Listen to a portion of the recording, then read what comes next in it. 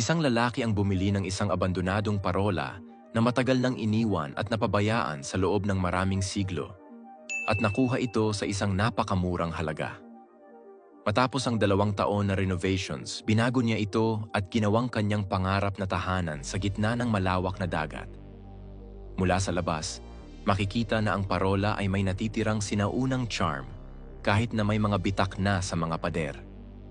Kung ikukumpara sa weathered na hitsura nito, mas makikita ang pagiging antigong itsura ng loob ng parola. Buti na lang, may 4 na palapag ang parola, kaya't may sapat na espasyo si Oscar upang mag-renovate. Ang unang hakbang sa plano niyang pagbabago ay ang paglilinis ng mabuti sa loob ng parola. Ang mga tambak ng kalat na tumagal ng maraming taon ay naglalabas ng masangsang na amoy, kaya't mahirap ang proseso ng paglilinis. Ang natipong corrosion at alikabok ay nagpahirap sa gawain. Pagkatapos ng 2 linggong paglilinis, natapos ni Oscar ang kanyang gawain.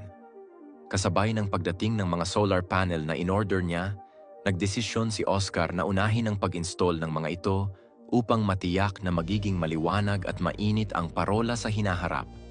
Para tiyakin ang kaligtasan ng electrical system ng kanyang bagong bahay, nag-install din siya ng mga battery pack sa mga slot ng bahay. Matapos nito, nilinis niyang muli ang mga sahig. Nang maglagay si Oscar ng anti-rust na pintura sa buong parola, unti-unting naging malinaw ang hitsura ng kanyang bagong tahanan.